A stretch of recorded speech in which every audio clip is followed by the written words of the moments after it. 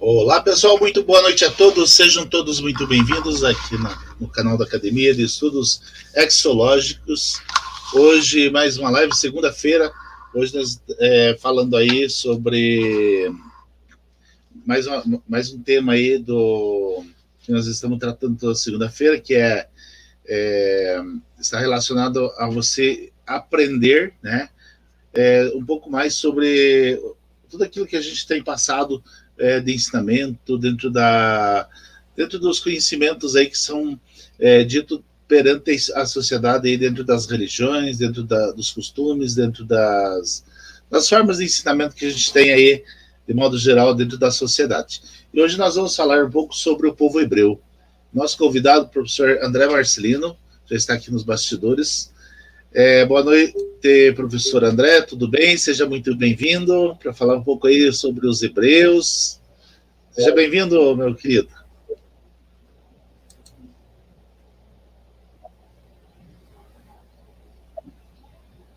Acho que o André não está nos ouvindo lá. André?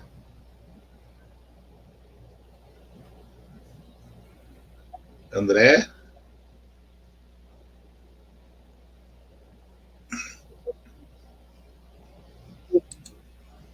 Vamos lá, vamos aguardar o professor André entrar aí. André, a hora que você estiver, então, aí. Estou te ouvindo. Tudo bem? Alô? Está me ouvindo aí? Oi, André, contigo. André, contigo. Pode falar agora? Pode falar. Tudo Fique à bom? vontade. Boa noite a todos os nossos telespectadores. Que honra a diferença. Vamos falar um pouquinho hoje sobre a cultura judaica, né? Os cristãos, como ele surgiu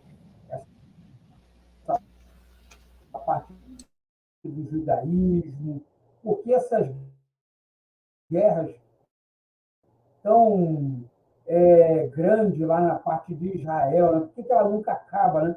Se vai aqui sobre a cultura deles, né? A sociedade, como eles vivem, como eles fazem, e a evolução da Bíblia, como chegou até nós, através do bastante coisa legal para trazer.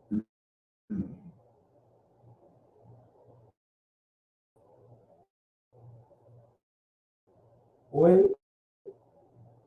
Continua aqui? O André, eu acho que não vai dar para a gente fazer, não tem conexão. Lá, pessoal, estamos. O André lá está com um problema na conexão dele lá, não está dando certo a conexão. Oi, agora estou te vendo aqui. É. Eu vou pedir para ele entrar pelo celular. Tenta entrar por aqui pelo celular.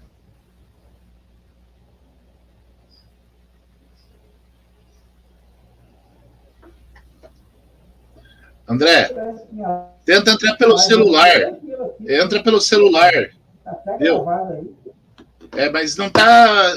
O pessoal não tá ouvindo, ninguém tá ouvindo. A tua voz não tá chegando até aqui. Você vai entrar ou eu vou entrar pelo celular? Não, você entra no link aí que eu te mandei no celular. Pelo celular.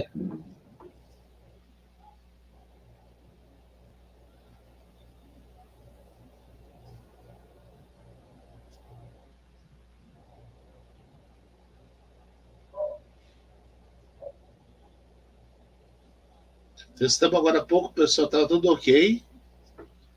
E de repente aí deu essa sala. Isso acontece quando é ao vivo, né? Ah, tô aqui. Uhum.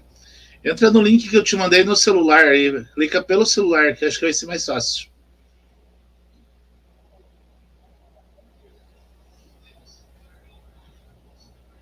Eu não sei se o André está me ouvindo, gente. Mas a princípio aqui eu não estou ouvindo o André. Tô vendo, tô vendo. Eu estou vendo sim, eu vou desligar aqui o computador.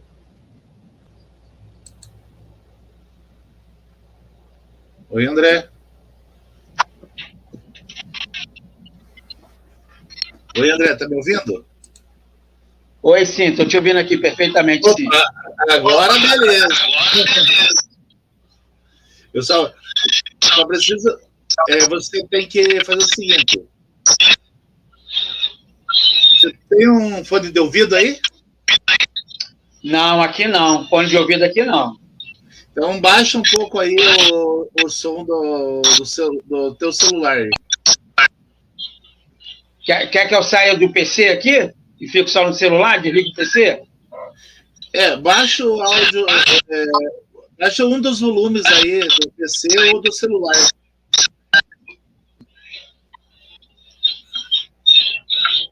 Melhorou agora? Melhorou? Deixa eu ver quando eu falo. Melhorou. Tá, faz o seguinte, sai aí do PC. Tá ok. Pronto, já saí. Beleza. Então vamos por aqui, né? Eu acho que agora vai dar certinho. Acho que não tem como eu deitar o celular não, né? Que a tela aqui para mim tá bem pequena. Não, mas tá bom aí, do jeito que tá bom. Ô, André, então vai fazer o seguinte, deixa eu controlar aqui o teu áudio aqui, tá? Eu quero que você fale um pouco aí sobre o teu trabalho, sobre a tua profissão. Você é professor de hebraico, né? E eu queria que você falasse um pouco sobre essa experiência, juntamente com o pastor Virgil, né? Contasse um pouco da tua história frente a essa caminhada dentro do hebraico, que é bastante importante, né? Para quem não sabe, o professor André, ele é professor de hebraico, intérprete de várias línguas, então eu queria que ele falasse um pouquinho aqui sobre isso, tá bom? Beleza? Vou deixar eu abrir o teu microfone aqui para você falar. Pode falar. Tá ok. Então vamos lá. Eu comecei na área acadêmica já bem cedo, né? Eu comecei como cristão protestante, né? Depois eu entrei para o seminário e dentro desse seminário, estudando a Bíblia, eu estudei uma matéria chamada hermenêutica, que é a ciência da interpretação da Bíblia. Então, nesse ínterim, o meu professor foi o professor Eduardo Vigil, né? Então, ele me apresentou a parte da interpretação da Bíblia, como se interpretava, como conhecer os textos. E nesse ínterim, então, eu comecei a estudar a homilética. A homilética é a ciência que estuda a comunicação verbal, né? Então, eu tinha que pegar um texto da Bíblia, interpretar através da hermenêutica e aplicar isso aí através da homilética. Então, eu comecei a estudar a parte do hebraico, né? Queria colocar algumas palavrinhas ali para dar um suporte melhor nas minhas pregações. Então, eu estudei o hebraico somente para aprender alguma coisa, gostei, estudei bastante ali na parte do Antigo Testamento. Depois me interessei pelo Novo Testamento, comecei a estudar, então, o grego bíblico, né, que o Antigo Testamento foi escrito em hebraico, o Novo Testamento foi escrito em grego. Depois eu passei a estudar o aramaico, que era a língua de Jesus Cristo, e dentro desse ínter eu comecei, então, a estudar a crítica textual e a exegese. A crítica textual é a ciência da restauração dos textos bíblicos. Então, na verdade, você não tem mais os originais, né, que eles se perderam através dos séculos. Então, comecei a estudar essa questão da crítica textual, que existem muitos manuscritos diferentes de outros. Por que algum manuscrito de uma coisa, outra diz outra? Então, a crítica textual trabalha nessa situação aí. E a exegese é você resgatar o texto mais próximo do que foi falado na época em que ele foi escrito. Então, eu sou especialista nessa área da questão de tradução bíblica, de exegese, de interpretação também. Isso aí já 27 anos já que eu trabalho nesse campo semântico, né? Então, o Antigo Testamento, eu sou professor de teologia do Antigo Testamento e sou professor de teologia do Novo Testamento também. Nesse ínterim recebi algumas comendas, né, vamos dizer assim, recebi uma notificação de honra ao mérito na Câmara dos Vereadores aqui do meu bairro, Duque de Caxias. Recebi também no centro do Rio de Janeiro, já recebi várias honras de doutorado na área de hebraico, de grego.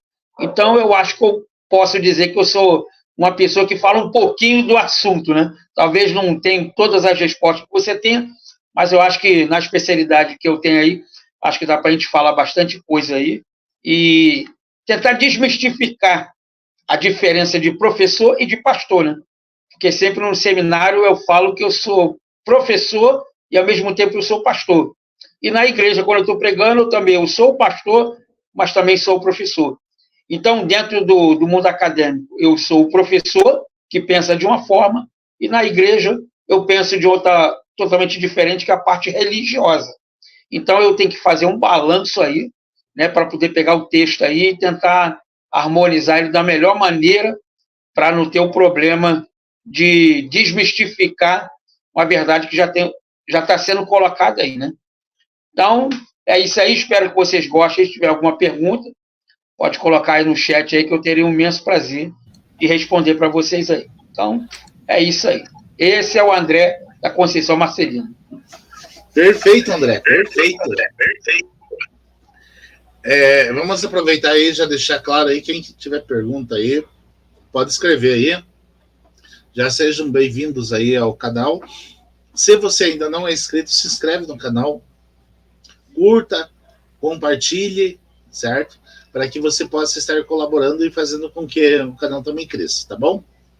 Então, eu quero agradecer aí de antemão já o André por ter aceito o convite, por estar aqui falando hoje um pouco sobre, contando a história do povo hebreu.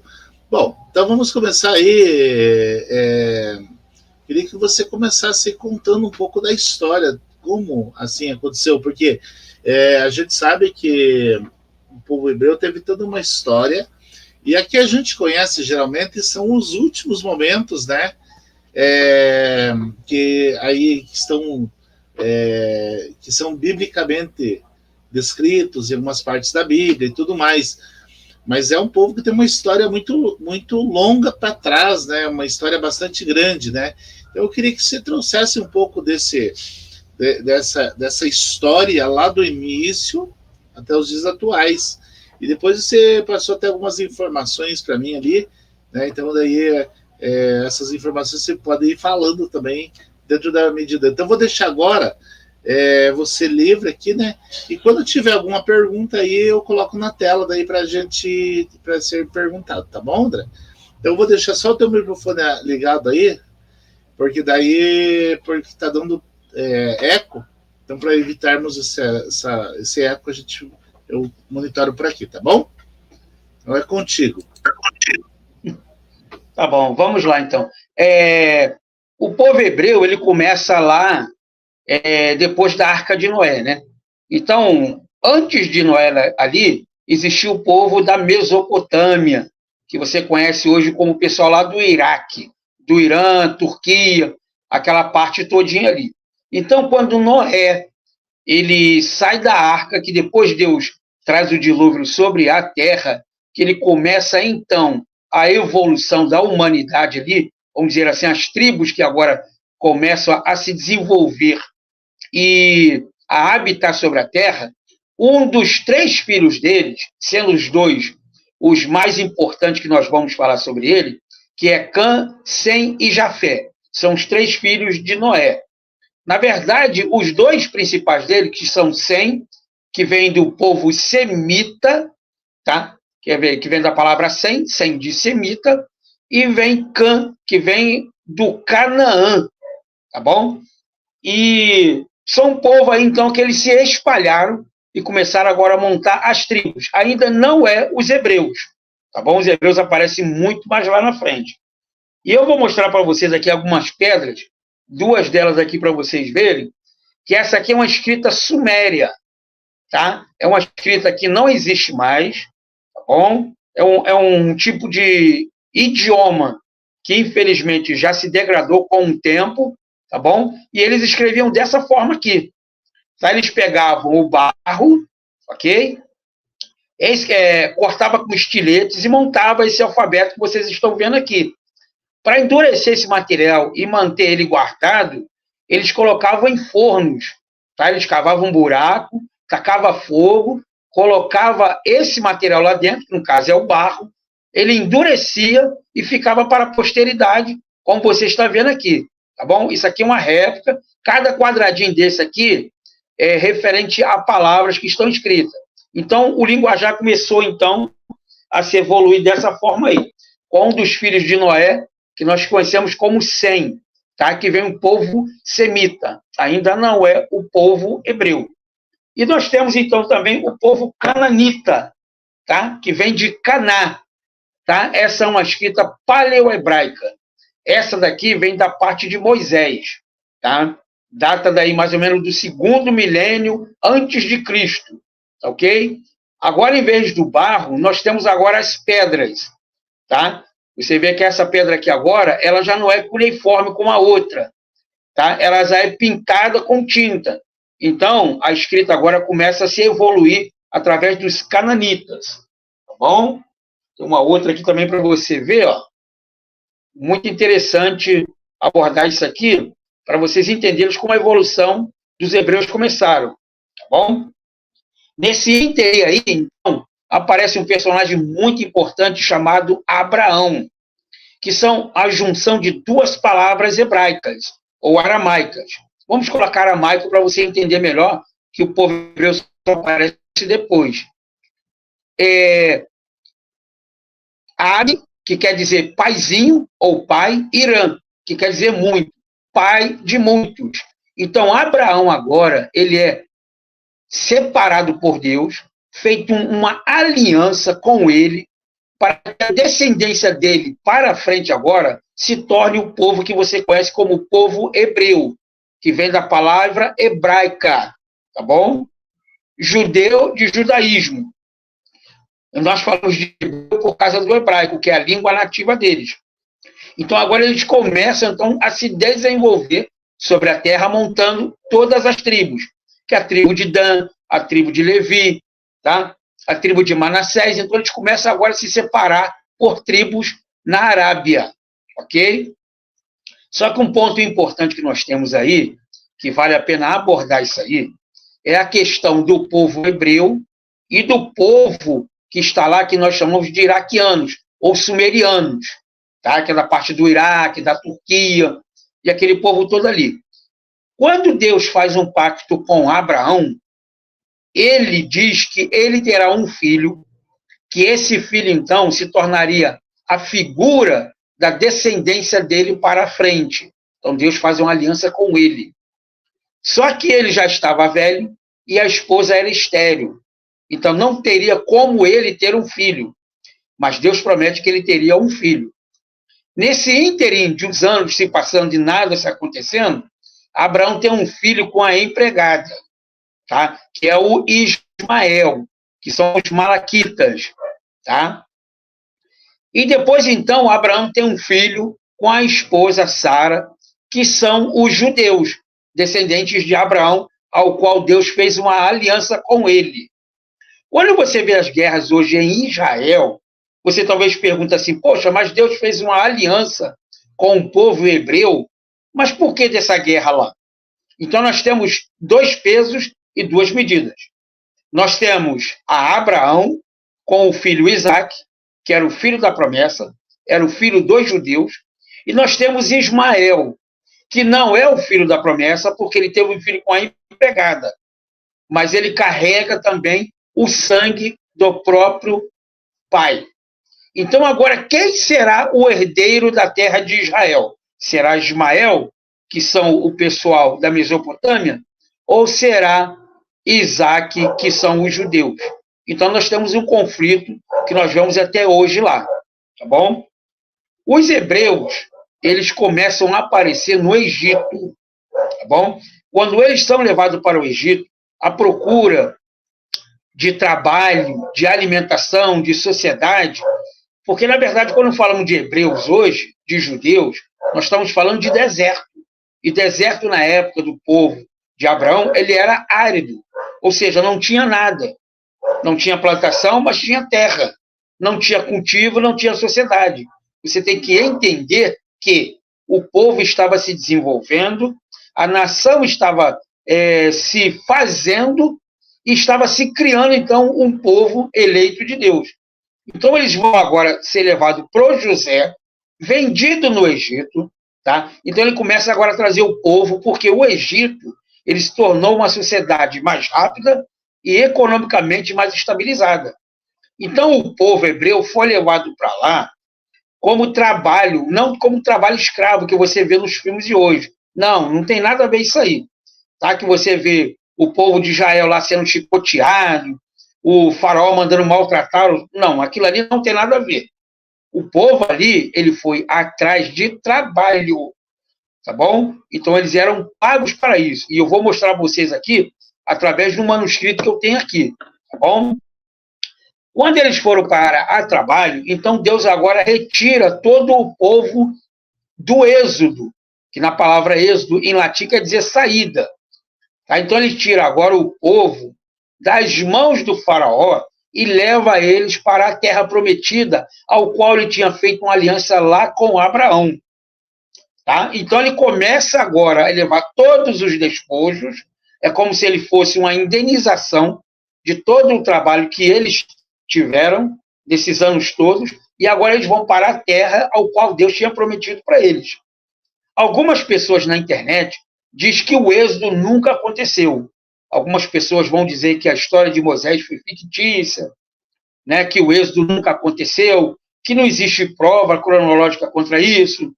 Só que, felizmente, nós temos aqui um papiro que eu vou mostrar para vocês, uma cópia, escrita em cópita, de que um copista registrou todo esse acontecimento. Ele diz aqui no manuscrito de que um Deus dos hebreus levou o gado, levou os tesouros e levou tudo o que eles tinham e deixaram o Egito sem nada. E, além disso, ele deixou a água do Nilo como sangue.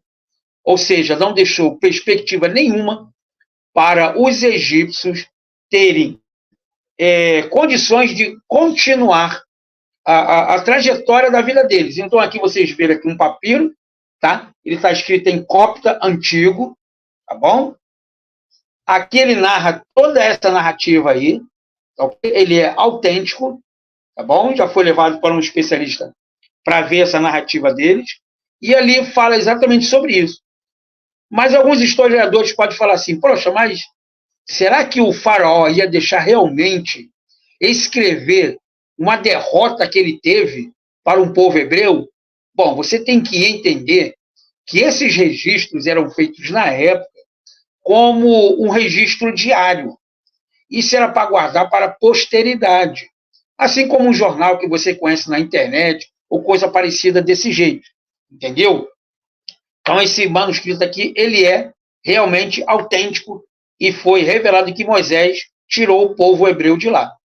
Agora, indo para a terra prometida, ao qual Deus tinha falado, ali perto da Mesopotâmia, que você conhece hoje como Iraque, eles atravessaram o Mar Vermelho, depois eles sobem para o norte ali e vão para Jerusalém. Tá bom? Então, eles se estabelecem ali como um clã vamos dizer assim, das dinastias dele, né? Que são a tribo de Levi, a tribo de Dan, a tribo dos Gileazitas, dos Gileades, né? Então, ele se estabelece então ali como o povo hebreu. Então, o povo hebreu, ele só aparece depois da saída do povo de Israel do Egito. Dali para trás, eles não são conhecidos como o povo hebreu, tá bom? Somente depois que Deus se manifesta para falar com eles ali. E a escrita, então, começa a mudar. Eles começam agora a falar o aramaico, que era a língua nativa deles. O hebraico, que é o chamado de Lashon HaKodesh, que quer dizer a língua sagrada, ela era falada no templo. Então, eles fizeram um tabernáculo ao qual eles adoravam a Deus, faziam seus cultos normais, como temos igrejas hoje. Então, Deus agora começa a fazer regras para que o povo agora pudesse obedecê-las. Infelizmente, nós temos aí na internet, a Terra de Ninguém, que eles falam que Deus é um Deus ignorante, né? Que Deus é um Deus carrancudo, que Deus é um Deus maldoso que manda matar. Mas o interessante é que vemos muitas guerras, vemos muitos reis, né? Desde a época do Egito até para os dias atuais, e ninguém fala que esses reis são ruins. Ninguém fala na posteridade de que esses reis eram maus. Só fala de Deus. Mas o que é interessante é que existem leis que Deus estabeleceu e existem regras que Deus estabeleceu. Aonde? Através da Torá, tá? Que é essa daqui, que é o chamado o livro da lei, tá bom? Tem uma Torá aqui, a Torá, que ela é os 5 primeiros livros da Bíblia, que é Gênesis, Êxodo, Levítico, Números e Deuteronômio, tá bom? Então ela estabelece, então, essas regras as quais Deus estabeleceu agora para o seu povo. E dentro dessas regras tem alguns costumes, tá? Como, por exemplo, não falar o nome de Deus, porque o nome de Deus era sagrado. Então, na sinagoga, o judeu, antes dele pegar a Torá, que era o livro, ele lavava as mãos e depois ele lavava a boca. Por quê? Porque ele lavava as mãos porque ele tinha que folhear o manuscrito. Então, ele entendia que as mãos dele eram tão sujas de que para ele pegar nas folhas sagradas das Escrituras, ele tinha que estar com as mãos limpas. E ele lavava a boca, porque para falar do nome de Deus, ele tinha que estar com a boca santa, tinha que estar com a boca limpa. Então, um simbolismo ali, então ele fazia dessa forma. Então, se um sacerdote lia o texto para ele, aí depois ele pregava aqueles textos que estavam ali. As crianças, quando nasciam, tá? Elas já eram prometidas a partir de 8 anos de idade. Vamos falar um pouquinho sobre a cultura dos judeus. Então, se eu quisesse casar com uma pessoa, a partir dos 8 anos, eu já escolhia que eu queria ficar com ela.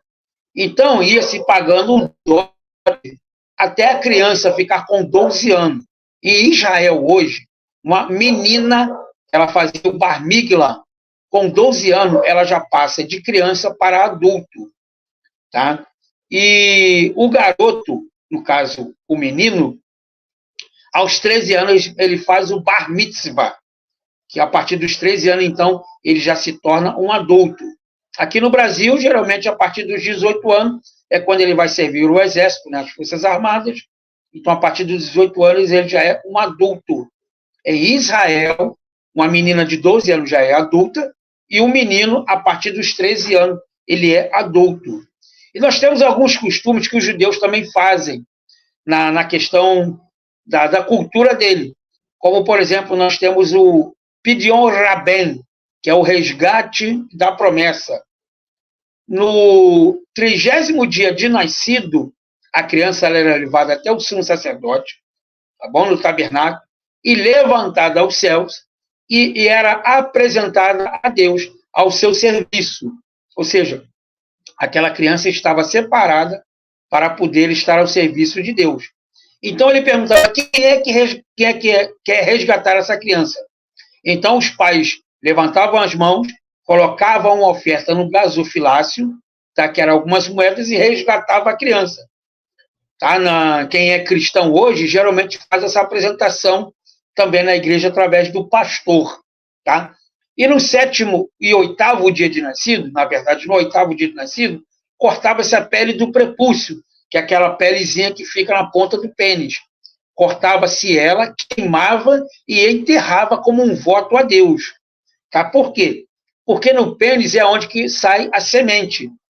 Tá? E aonde sai a semente é onde que sai as gerações que você, então, vai começar a fazer, que são seus filhos, seus netos, seus bisnetos, tataranetos, e assim sucessivamente. Então, quando se cortava a pele do prepúcio, você automaticamente já estava dizendo que o seu filho ou você, no caso dos seus pais, estariam entregando você a serviço de Deus. Ou seja, você estaria agora nas mãos de Deus. Tá? Outro fato interessante que é muito bom a gente abordar também é a questão da leitura da Torá. Tá? Quando a criança começa a falar o aramaico, ela não vai para a escola judaica para aprender a Torá. Não. ela fica estudando Deuteronômio 4:17. Shema Israel, Adonai Elohihu, Adonai Echad, que traduzindo quer dizer, ouve Israel, o Senhor é o único Deus, o Senhor é um só. Então, quando falando de que Deus é único e somente a Ele recebe adoração, quando a criança coloca aquilo na mente, que só existe somente um Deus, e somente a Ele deve receber adoração, aí sim ele é levado para a sinagoga para aprender a ler a Torá. Antes disso, ela não aprende nada de cultura e nada da Torá. Ela tem que colocar na cabeça que Deus é o único Deus e somente a Ele recebe-se a adoração. Tá bom? E depois da Torá, quando os profetas foram se desenvolvendo, foram aparecendo e apresentando-se através da palavra de Deus como os mensageiros, temos então o que nós falamos de Tanar. Tá? Tanar é um acrônimo de 3 palavras, que é Torá, Levi e Ketuvim, que é a lei, os escritos e os profetas. Tá bom? A Torá que eu mostrei para vocês aqui, tá? Ela tem somente os 5 primeiros livros da Bíblia. Ela vai de Gênesis até o livro de Deuteronômio. Ok? Quando os profetas começam a aparecer agora, e que se começam a se registrar as suas mensagens, então agora começa a aparecer o Tanar, tá? Que ela vai do livro de Gênesis até o livro de Malaquias, tá bom? Os judeus antigos tradicionais, eles só leem a Torá, eles não leem o Tanar, tá bom? Os judeus ortodoxos, que são judeus messiânicos, que são judeus que se migraram lá para a Europa, a partir da Ásia, que eles começam então agora a montar as sinagogas, não somente fixadas na Judéia, mas agora em outros lugares, eles começam então a estudar o Tanar aqui, tá bom? E nesse ínterim, então, aparece no 2º século, tá? Antes de Cristo, a partir do 2º século, o que vocês conhecem como Septuaginta, tá? Que é a primeira tradução do idioma hebraico para o grego, tá bom? Então, esse aqui é o Antigo Testamento, que ele vai de Gênesis até o livro de Malaquias.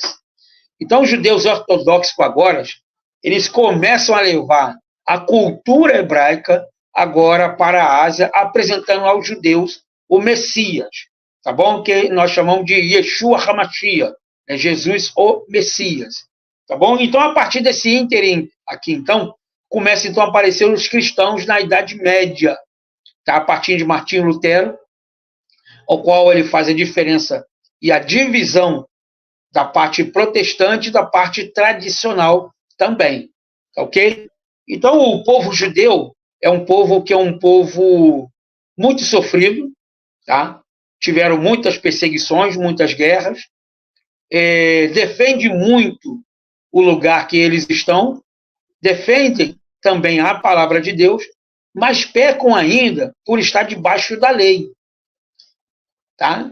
A gente vai entrar num detalhezinho aqui que é muito importante, que a Bíblia diz que nós estamos separados da lei e nós não estamos mais presos na lei, porque Cristo nos resgatou fazendo-se maldição da lei. Então, na verdade, ele foi pregado na cruz, tá? E ele acabou com a lei. Então, nós estamos hoje livres e não estamos mais debaixo da lei. Mas, infelizmente, alguns judeus ainda acreditam que o Messias não veio e que ele virá ainda para buscar os seus. Tá? Isso aí é questão de cultura, tá bom? Então, é isso aí.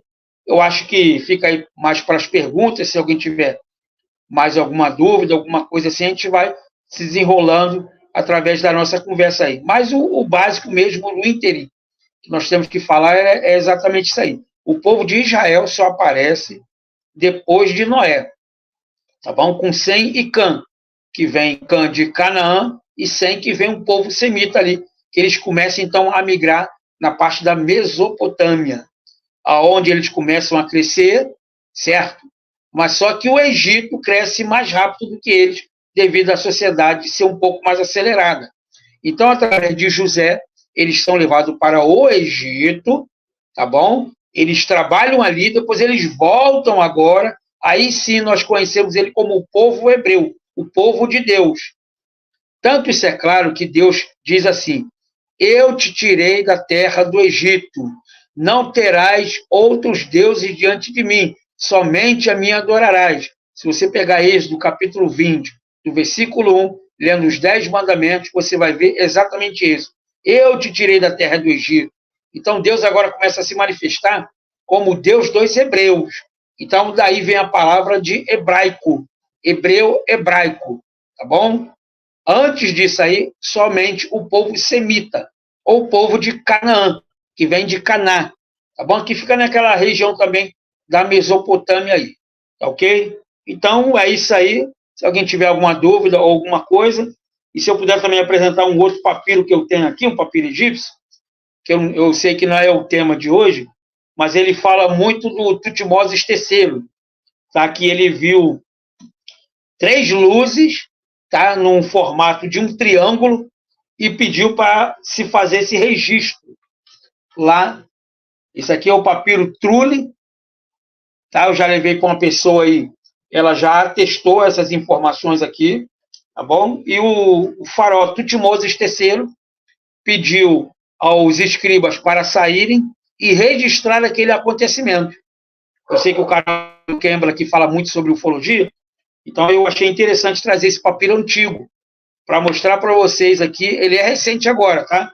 Ele já foi descoberto já há bastante tempo, mas somente no ano passado que ele ficou visível aí através do museu, para que nós possamos entender que naquela época já existia esse tipo de registro aí. Tá bom? Também é um registro hebraico, né? Na verdade, é uma língua que, aqui no caso, é o copta, que é a língua egípcia, mas faz parte também da parte de Israel ali na Mesopotâmia, né?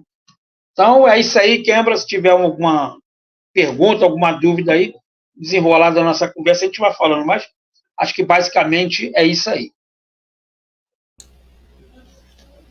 Tem uma pergunta aqui que acabou de chegar. Não sei se tem a ver com o que estamos falando ou não. Qual a diferença ou semelhança entre os hebreus e os judeus? Seriam os mesmos povos? Sim, são os mesmos povos, né? Porque na palavra hebreu, a gente entende muito como uma palavra hebraica, né? E judeu vem de Jerusalém. É como se eu disser para você assim, eu sou carioca do Brasil, né? Carioca porque é do Rio de Janeiro. E o Rio de Janeiro faz parte do país que é Brasil. Então, na verdade, o povo hebreu e o povo judeu fazem parte de uma mesma denominação. Essa palavra hebreu aí, ela só aparece por causa do idioma hebraico, tá? Porque o hebraico era falado somente no templo. Então, quem é hebreu fala o hebraico dentro do templo. Então, se classificava ele como hebreu porque ele fala o hebraico, tá bom? Mas, na verdade, a língua nativa deles era o aramaico. E o judeu, porque ele é do judaísmo. Ele é da religião judaica. Ele é de Jerusalém. Então, na verdade, não tem muito problema de uma tradução para outra, não. E uma relação entre quem é hebreu e quem é judeu. É a mesma coisa aí. É só um joguinho de palavra mesmo, tá? Bacana. Interessante essa informação. Eu não sabia. Confesso que não sabia. Tudo bem. Outra coisa que eu queria perguntar. A Bíblia, de modo geral, ela traz muitas informações que estão relacionadas aos povos hebreus. Geralmente, todas essas informações elas estavam escritas em hebraico, né? Com o passar do tempo, houveram muitas falhas de interpretações dessas informações? Sim. Houve muitas falta dessas informações, mas a gente tem que deixar claro que, na verdade, uma palavra nunca ela é igual a outra no mesmo sentido, né?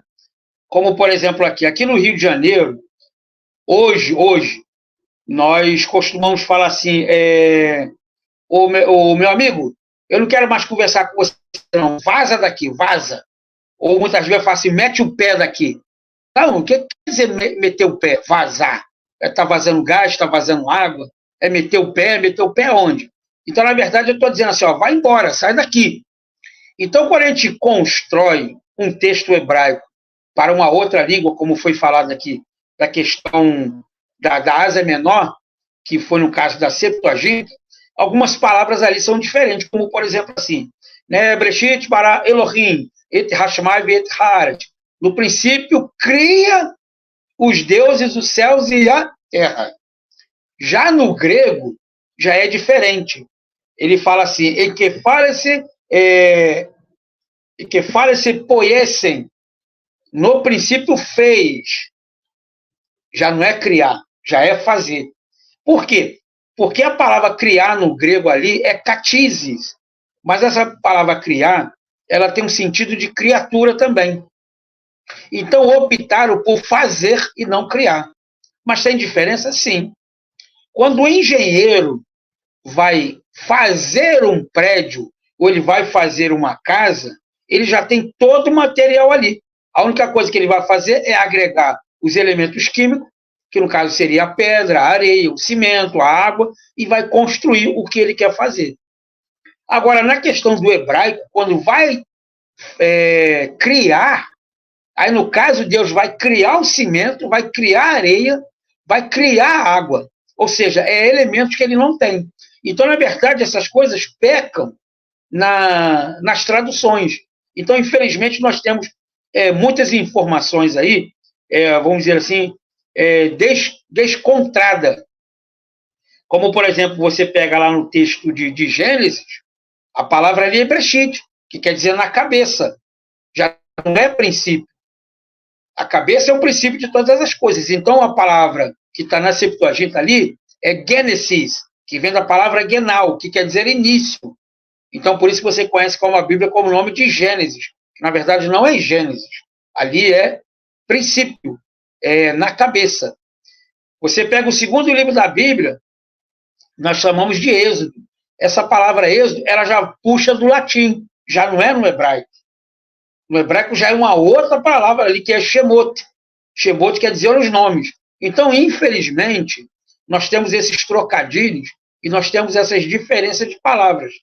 Por exemplo, o hebraico hoje, ele é composto de 8.000 palavras, um vocabulário muito pequeno, diferente do inglês e do português, que tem muita diferença. O grego, se eu não me falha a memória, eu acho que é 12.000 ou é 16.000 palavras que nós temos ali.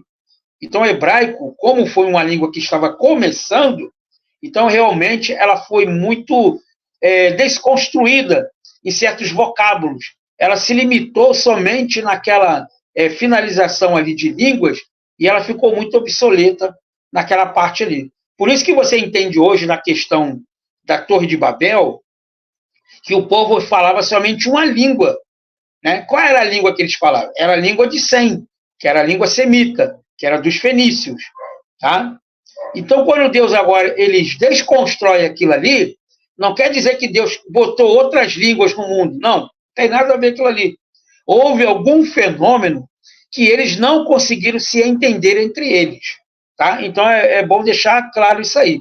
Agora, na questão dos registros ali, infelizmente, por falta de algumas palavras, nós tivemos essa dificuldade de avançar com o texto para frente ali. Entendeu? Eu tive uma aula de grego agora no seminário, nós estávamos falando sobre tradução, e eu citei uma frase em inglês. Né? Se eu estivesse falando assim, olha, se eu pedisse vocês para escrever uma frase assim, God is now here, o que vocês escreveriam? Aí eles entenderam assim, olha, professor, God is now here quer dizer Deus não está em lugar nenhum, Deus não existe. Mas se eu falar para vocês separarem ali, God is now here, aí eles vão entender que Deus está aqui agora. Então, pelo fato de nós não entendermos como foi produzido os textos antigos da época, nós pecamos e muito nessa questão de vocalização e centralização de palavras. Infelizmente, erros humanos acontecem. Tá? A Bíblia, naquela época, até a época de Moisés, dos 10 mandamentos, é bom citar isso aqui, a tradução era oral. Era falado de boca em boca, não se escrevia nada. Depois que Moisés começou a registrar, através da língua aramaica, todos os acontecimentos que tinham. Mas, na época, era uma escrita oral. Assim como você pega o Novo Testamento, o livro de Marcos, ele escreve no ano entre 55 e 57 depois de Cristo. Se você pegar a data, vamos colocar aqui redonda, que Jesus foi crucificado no ano 32 para 57, olha quanto tempo se passou. Será que as pessoas existiam na época que Marcos começou a escrever novamente?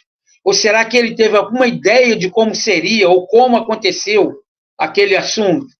Então, fica um pouco difícil e desconcertante. Nós queremos tentar equilibrar o que realmente se falava da época e o que realmente nós temos hoje. Tem muita diferença? Muita diferença. Por exemplo, o terceiro mandamento, sim, que você pega ali nos 10 mandamentos, ele fala lortitzar. Lortitza, em hebraico, quer dizer não assassinar. Mas nós pegamos o texto lá, está dizendo não matarás. Mas tem diferença? Sim. Matar, você mata por defesa. Você mata uma mosca, você mata uma aranha, você mata um animal para comer, você está matando por sobrevivência. Agora, assassinar, você está tirando a vida com ímpeto. Ou seja, você está assassinando aquela pessoa, que é diferente de matar. Então, não sei o que houve, de que quando traduzimos para o nosso português, nós traduzimos como matar e não assassinar. E vê a diferença que fica ali. Fica muita diferença. Então, tentar reconstruir todo o texto, igual você falou aí, para o texto mais antigo, tentar se assimilar para o texto mais próximo agora, realmente é impossível de fazer isso aí. Não tem como mais. Porque nós não sabemos como era o pensamento da época com o pensamento de hoje. Como era a cultura de pensamento da época para a cultura de pensamento de hoje. Então, infelizmente, é um caso totalmente quase que perdido aí. Entendeu? Não tem como mais não.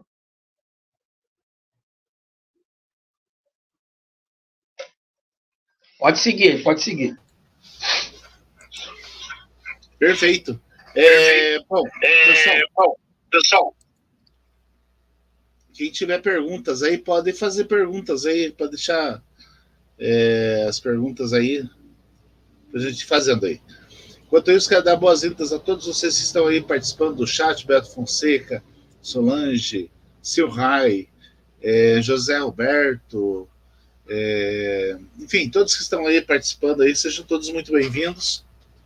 Se ainda não é inscrito no canal, se inscreve no canal aí, fique bem informado aí sobre as novidades. O nome desse quadro aqui é Despertar Sem Induzir. Qual o objetivo dele?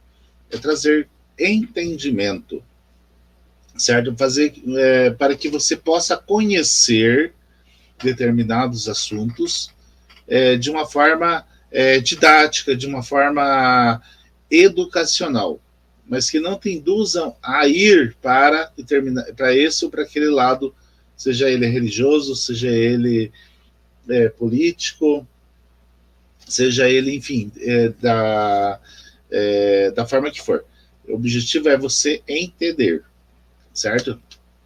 Então esse é o objetivo. Já trouxemos aqui, tem algumas lives aqui, já tem sobre a igreja anglicana, agora aqui sobre os hebreus, temos também vários ali que falam sobre os espíritas, né, a doutrina espírita, e assim a gente vai indo aí, à medida que a gente for encontrando pessoas para vir falar sobre suas formas de pensamento, a gente vai trazendo aqui para trazer este tipo de ensinamento aí, tá bom, gente? Então, sejam todos bem-vindos aí mais uma vez. A princípio, André, não temos pergunta aqui. Então, vou deixar você livre para falar mais algum tema aí que você queira falar. Fique à vontade. Fique à vontade. Bom, a gente pode falar um pouquinho sobre a evolução do hebraico, né, das escrituras, algumas palavras assim que a gente pode abordar aí, né? Pode ser. Como, por exemplo, nós temos algumas dificuldades da Bíblia, né? Porque muitas das vezes nós lemos e não conhecemos, né?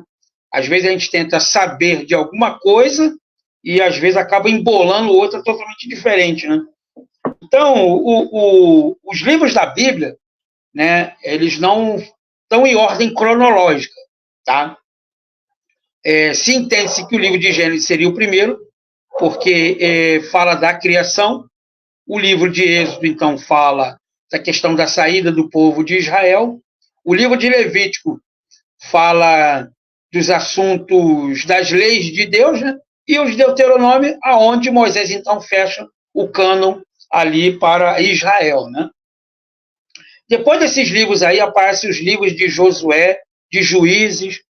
1º e 2 Samuel, tá? Não são 2 livros ali. 1 Samuel, depois vem 2 Samuel. Na verdade, são livros únicos, assim como o livro de Reis também.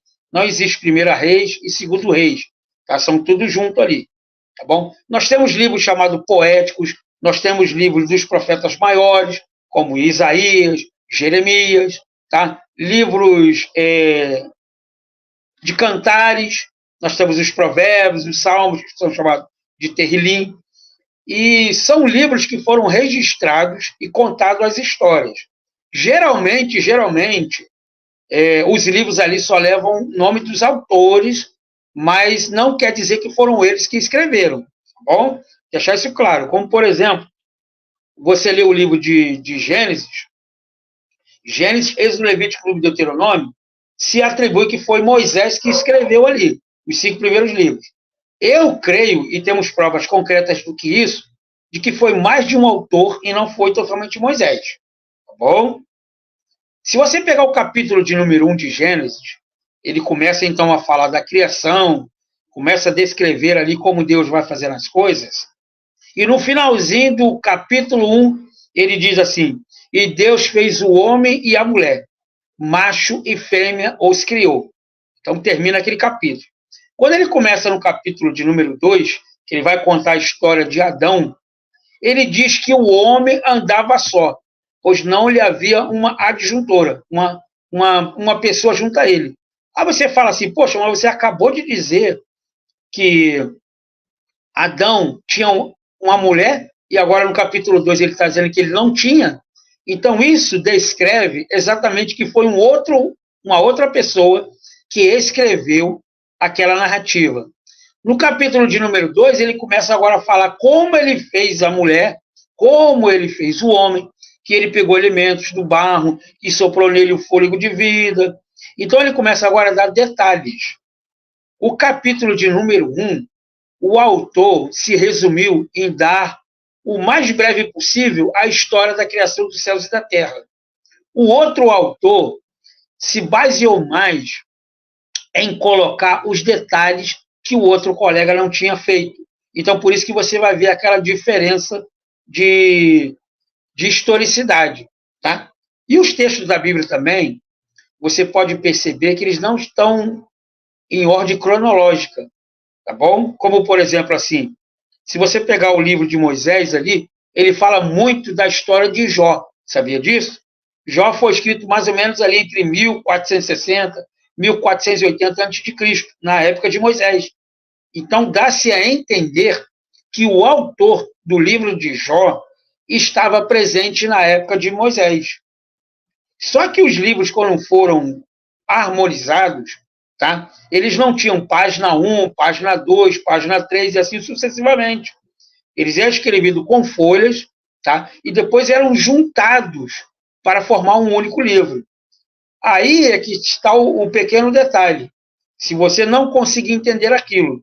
Se você pegar em Deuteronômio, no capítulo de número 32, indo lá para o capítulo de número 33, você vai ver que existe uma narrativa da morte de Moisés.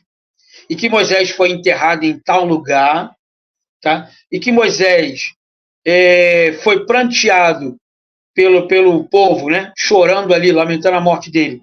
Tantas pessoas estiveram no túmulo dele e tantas pessoas, tantos dias, prantearam a morte dele. Aí eu te faço uma pergunta. Se Moisés escreveu os 5 primeiros livros da Bíblia, como é que ele sabia qual dia que ele ia morrer, quantas pessoas iam lamentar a morte dele e quantas pessoas, tantos dias, iam lamentar a morte dele? Então, você entende-se ali também que foi um outro autor que escreveu a Torá. Nós dizemos que foi Moisés, porque Moisés foi o legislador das leis de Deus. Tá? É ele que foi o precursor da Torá. Então, coloca-se ele, então, como aquele que escreveu os 5 primeiros livros da Bíblia. Só que temos que entender que Moisés era legislador, ou seja, ele era o guardião da lei. Ele não era escritor, ele não era jornalista.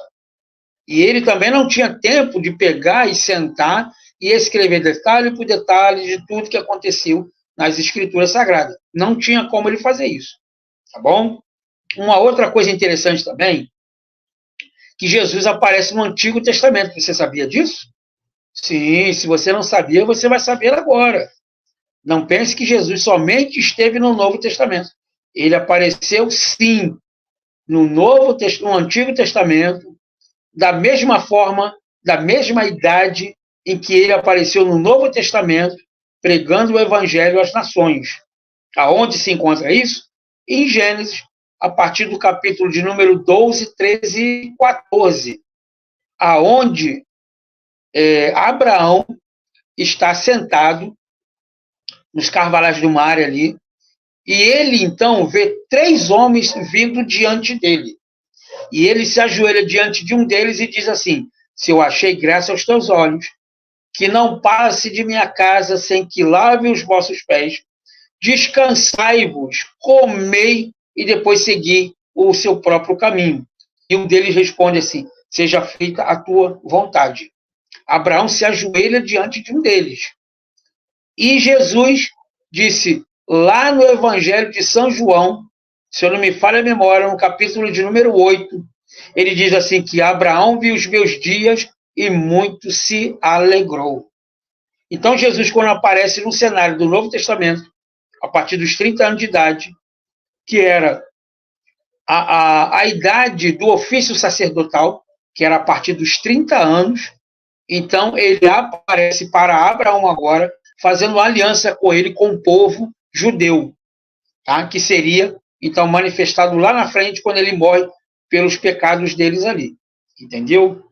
E acho que eu posso falar mais um pouquinho também sobre a cultura judaica aí, para vocês entenderem alguma coisa sobre a ramificação dos árabes também. O judeu... Pode sim. E daí tem uma perguntinha aqui, daí depois que terminar, daí a gente vem para a pergunta aqui, tá bom? Pode falar, pode falar. Pode continuar. Você falou que tinha uma perguntinha para fazer aí. Ah, quer fazer? Então vamos lá. Pode fazer. Professor André, qual a importância dos livros apócrifos? Como exemplo, o livro de Enoque, de Ezequiel, e por que foram tirados da Bíblia? Completando aqui, esses livros interessam muito para nós ufólogos, pelo fato de revelarem assuntos de anjos caídos, nefilins, e também de contato com seres e suas naves. Perfeito. Boa pergunta mesmo. Eu tenho todos esses livros apócrifos aqui, tá? Eu tenho uma coleção de 3 volumes dele ali. Não consegui ler todos ainda, também tem uma enciclopédia aqui também de comentários dele também. Então vamos lá. Vamos seguir do pressuposto ali de que os livros sagrados, chamados de Lashon HaKodesh, que são o Antigo Testamento, que vai de Gênesis até o livro de Malaquias, esses são os livros judaicos. Tá? Deixa eu explicar isso para você entender quando os livros apócrifos foram inseridos e quando foram retirados, tá bom? Então, vamos lá. Então, na cultura judaica, foram aceitas pelos judeus tradicionais somente a Torá, que vai de Gênesis até o livro de Deuteronômio, tá? Os judeus ortodoxos, que são aqueles que começam a pregar agora fora de Israel, eles começam a falar do livro de Gênesis até o livro de Malaquias. Esses livros apócrifos aí, eles aparecem entre os anos 150 e 200 antes de Cristo, tá? Onde ainda o cânon nem havia sido fechado ainda. O cânon só fecha um pouco mais para frente ali no Império Romano, tá bom? Então, o que acontece ali? Esses livros são importantes para nós, da posteridade? Sim. Como pastor, eu te respondo isso que sim, e como professor, eu te respondo que sim. Mas por que eles foram recusados na época? Da mesma forma que o livro de Apocalipse também quase não entrou no cânon, porque ele fala de dragão, tá? Ele fala de serpente, ele fala de um leão. Então, na cultura judaica, aquilo ali seria mais alguma coisa fictícia do que real. Então, o livro de Apocalipse quase não entrou dentro do cânon. E os livros apócrifos, se você pegar cada um deles ali, eles são a cópia exata do Antigo Testamento, com os elementos extras que nós colocamos ali. Na verdade, o livro da Ascensão de Abraão, que eu já li ele fala muito de naves extraterrestres que tem ali. Então, você fala na época de naves, você falar dessa questão de extraterrestres, na cultura judaica, isso não existiria. Na cultura judaica, como acontece hoje, se você chegar na igreja e falar de naves, de ET, o pessoal vai ficar escandalizado. Mas eles se esquecem de que quando falamos de extraterrestre, nós estamos falando fora da Terra. Jesus falou para os discípulos, vós sois desse mundo, eu desse mundo não sou. Eu sou lá de cima, vocês são aqui de baixo. Então, se eu falar para você que Jesus é um extraterrestre, eu estou dizendo que ele é fora da Terra. Mas a questão da nossa cultura hoje é o quê? Se você chegar na igreja e falar assim, ó, Jesus é um extraterrestre. Bom, o pessoal vai botar na cabeça que extraterrestre é aquele camarada verdinho, baixinho, que tem aquele olho grandão, que tem duas anteninhas. Ele não para pensar e ver que extraterrestre é uma palavra que quer dizer fora da Terra. Então, esse tipo de linguajar que eu estou falando para você aqui é a mesma coisa que aconteceu na antiguidade, quando o cânon agora começou a ser fechado. Quando foram agora selecionados 2 livros que seriam livros judaicos, livros canônicos e livros poéticos. Como eu falei para você, existe na Bíblia os livros poéticos, existem os livros de cânticos, existem os livros da lei e assim sucessivamente. Então, os apócrifos, que quer dizer escondido, que são muito bons na literatura, tanto judaica quanto cristã, mas infelizmente nós temos uma barreira, tanto do judaísmo, que só acredita na Torá, que é a lei de Moisés, quanto a parte cristã, que não acredita na ufologia. Eles colocam a ufologia como uma maldição.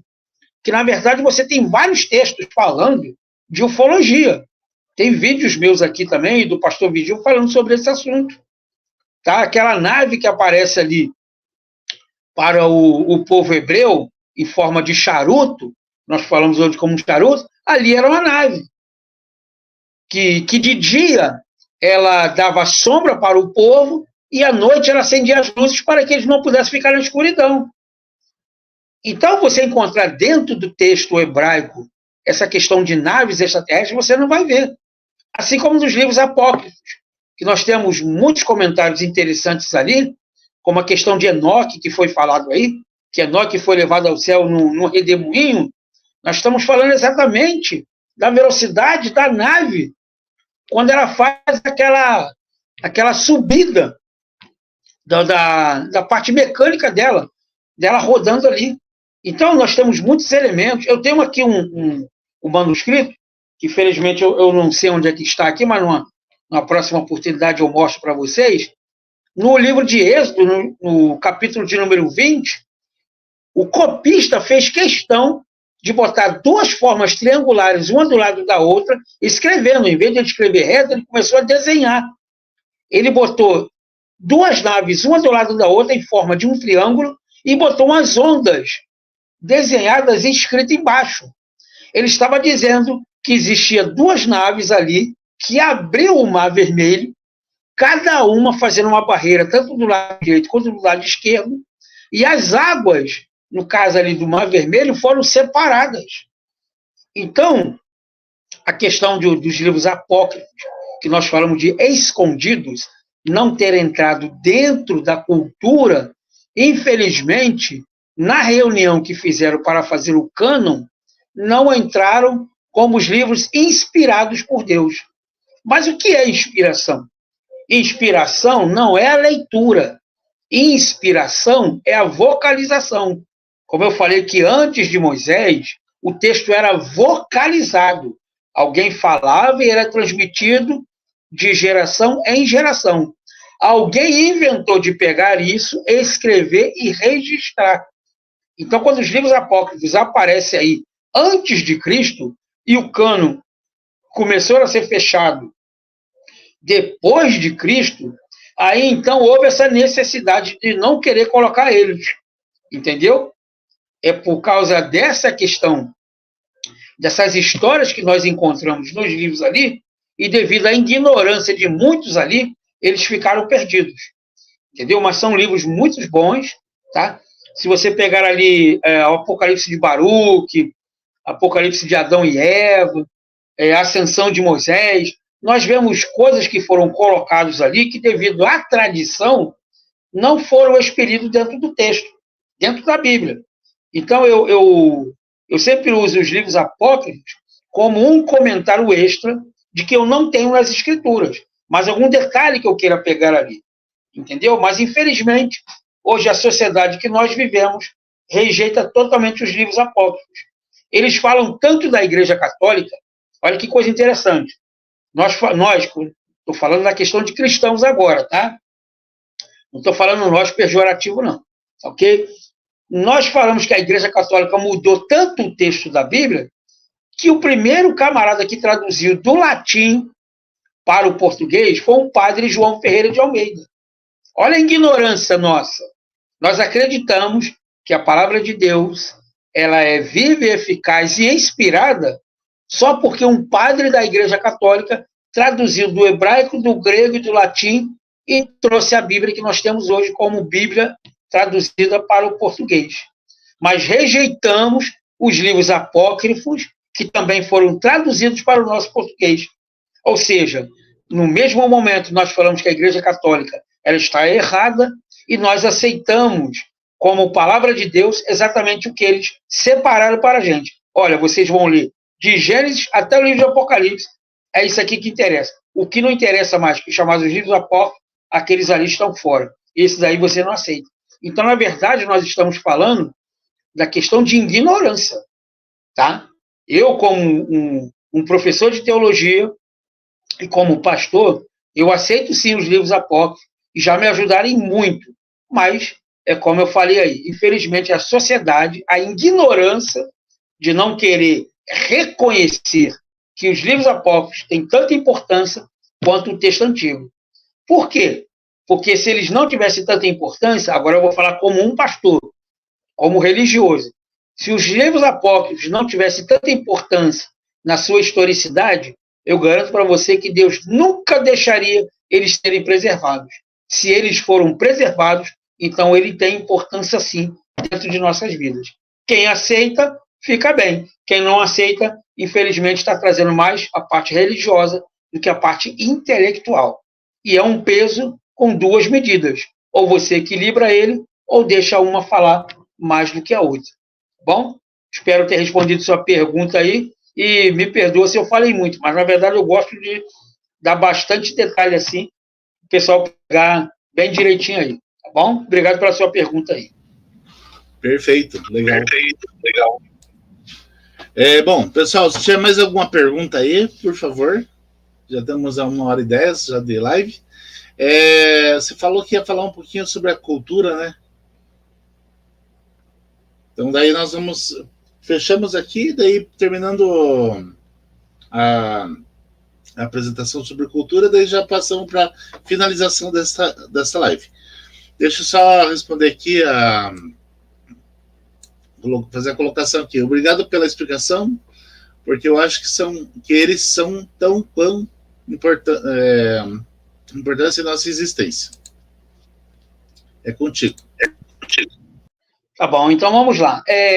Existe muita cultura dos judeus aí, que, por exemplo, assim, os judeus não comem carne de porco, né? Não comem carne vermelha, que Daniel não quis comer do manjar do rei, porque era comida oferecida aos deuses. Não tem nada a ver. Qual é a cultura do judeu? A cultura do judeu hoje, ele come muitas ervas. A cultura judaica hoje, ela se baseia muito em trigo, né, que são pão, que são bolos, são tipos de alimentos que são ricos em proteínas, como ameixa, né?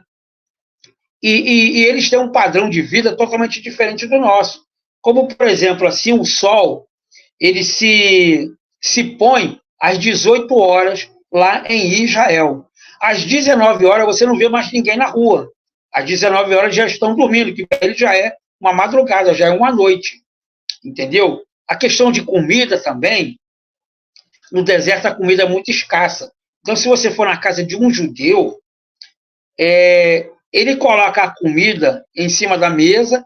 Claro que hoje nós temos aquela modernidade. Nós temos mesa, temos talheres, mas na época deles não, era um bandejão que eles colocavam ali. Então o anfitrião pegava a comida, comia, e então o convidado fazia a mesma coisa. Quando acabava, que o convidado ia embora, olha que coisa interessante aí. O convidado pegava o lenço que ele secava e limpava a boca, ele andava pelo meio da casa e escondia aquele lenço que ele acabou de limpar a boca. Então ele se despedia dos anfitriões e ia embora. Qual era o papel agora dos anfitriões? É correr a casa para saber aonde ele tinha guardado aquele lenço. Qual o significado daquilo? De que se a pessoa achasse aquele lenço ou aquele pano que ele limpou a boca, simbolizava que ele foi muito bem recebido, que ele gostou de estar presente com aquela família e de que gostaria de voltar algumas vezes ali. E o que tem essa relação com Jesus Cristo ali? Quando Jesus foi levado ao túmulo já morto, né, que foram falados isso para os discípulos, 2 personagens correram ali. O primeiro dele foi João e logo atrás veio Pedro. Tá? Pedro correu bem menos. Dá-se a entender que ele teria uma idade mais avançada do que João. João já era um pouco mais novo. Quando Pedro chegou no túmulo, Pedro ficou do lado de fora. João ficou do lado de fora. João chegou primeiro. Pedro era um pouco mais de idade, então chegou depois. Só que João não entrou. Se você pegar o texto bíblico lá, no Evangelho de São João, você vai ver que Pedro entrou e começou a procurar o lenço, que era exatamente a cultura deles agora, de saber se Jesus esteve presente conosco e que se ele estaria orgulhoso de voltar novamente. Então, Pedro, o texto diz que Pedro, não vendo o lenço, mas vendo o lençol, começou agora a procurar e achou o lenço. Isso quer dizer que Jesus, ele ficou orgulhoso de querer estar entre nós e que voltaria mais uma vez para buscar os seus. Então, isso aí é um pouquinho da cultura judaica. E existe muito mais coisas aí também, né? Mas aí, no caso, a gente tinha que separar as festas. Dia 15 agora de setembro passado foi o Shana Tová, porque nós temos a diferença de 6 horas. Tá? Por exemplo, já são 22h17, lá em Israel já é terça-feira. Por quê? Porque eles se baseiam pelo calendário solar. Então, como eu falei, às 18 horas lá de Israel, já é noite. Então, já virou o dia para eles. O nosso dia é baseado pelo calendário romano, que é o calendário lunar. Então, somente à meia-noite que vai chegar terça-feira. Então, nós temos essa diferença de 6 horas aí. Então, o Shana Tová Metuká, que é o Ano Novo Doce, foi realizado agora no dia 15 de setembro. 15, 16 e 17 de setembro. Então, eles já estão comemorando já o ano 5.476. Tá? Nosso ano novo, que é o ciclo agora que se fechou e vai começar outro, só aparece no mês de dezembro, porque nós nos baseamos pelo calendário lunar, e eles se baseiam pelo calendário solar. Tá bom? E é isso aí. Espero que tenham gostado aí, e vamos que vamos. Temos uma pergunta aqui. Boa noite, tudo bem? Poderia informar quais os livros que relatam as naves? E colocando aqui ainda tem: parabéns por nos representar com um rico conhecimento, e parabéns e abençoado conhecimento. Conhecimento é tudo. Essas são algumas mensagens que tem aqui. Olha, os livros que falam sobre eles são vários. Eu vou te citar alguns, se o Kembra me permite no tempo aí falar algumas coisinhas sobre eles. Eu tenho aqui a Septuaginta, como já mostrei aqui para vocês aqui. Fique à vontade. Tem aqui a Septuaginta aqui que eu mostrei para vocês. Eu vou mostrar de novo, que eu não sei se alguém chegou agora aí. Tá? Essa aqui é a tradução do Novo Testamento, do Antigo Testamento, do hebraico para o grego. E ele diz uma coisa interessante ali, que ele diz que, no princípio, fez Deus os céus e a terra era sem forma e vazia. E o Espírito de Deus esvoaçava de um lado para o outro velozmente. Essa palavra esvoaçar quer dizer que ele circulava muito rápido de um lado para o outro. Tá? Isso está no livro de Gênesis. No livro de Gênesis também, lá na aparição de Adão, quando ele pergunta ao homem: Adão, Adão, onde é que tu estás? Ele diz assim: ouvi a tua voz e me escondi. Na verdade, o texto real ali é: eu ouvi o barulho e corri. Depois eu ouvi a tua voz me chamando, dizendo: Adão, Adão, onde é que tu estás? Então Deus descia numa nave, o texto está bem claro naquilo ali, e vinha falar com o homem. O que eu acho mais interessante, que é bom abordar aqui, que eu não somente vou falar do Antigo, mas vou falar alguma coisa também do Novo Testamento ali, é a questão dos sons. Quando Deus diz: Adão, Adão, onde é que você está? Nós vemos claramente um sistema de som ao qual Deus, através de algum microfone ou algum alto-falante, não sabemos qual, ele agora se direciona ao homem e chama ele. Tanto é que Adão responde: eu ouvi a tua voz. Olha que coisa interessante. Vou falar de novo. Eu ouvi a sua voz. Se ele ouviu, alguém chamou sonorizadamente para ele: Adão, Adão, atenção, onde é que você está? Claro que ele não falou dessa forma, né? Eu estou dando somente uma explicada para você entender melhor. Existe alto-falante na Bíblia? Sim. Se você pegar o Apocalipse, capítulo de número 4, ele diz assim, que via um altar com 4 chifres nas 4 pontas ali. Os chifres, geralmente, eles eram feitos de carneiro, assim, curvado, igual um alto-falante. E ele diz que ouvia a voz que saía do altar dourado das 4 pontas. O altar dourado, ele está falando de uma caixa amplificadora, onde nas 4 pontas Deus falava ali através da nave. Mas onde é que eu provo que é nave? Muito simples, muito simples.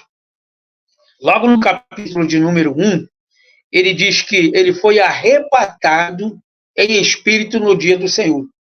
E ele ouviu nos céus uma porta que estava se abrindo e uma voz que dizia: venha para cá e eu te mostrarei as coisas que brevemente irá acontecer. Uma porta que se abriu no céu? Mas eu te pergunto, o céu tem porta? É estranho, né? E se ele viu abrindo, então é algo físico, porque leva a ele. Não, pastor, falaram para mim que o apóstolo João ele foi arrebatado no espírito. Não, senhora. Ele foi arrebatado no corpo físico mesmo. Se você pegar Apocalipse, capítulo de número 10, no verso de número 4, ele diz assim: E eis que eu vi os 7 trovões trovejarem, e eu ia escrever, mas uma voz do céu me dizia: o que você está vendo, não escreva, mas sela com 7 selos. Ué, Espírito escreve? Eu te faço uma outra pergunta também. Onde ele arrumou papel e caneta lá em cima para escrever? Então, nós estamos falando de coisas físicas, tá?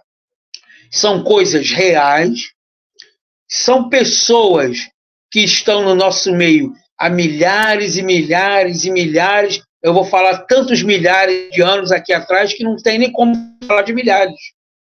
E nós nos baseamos e nos achamos muito mais importantes do que eles, e muitas das vezes queremos tirar eles do convívio que eles chegaram primeiro.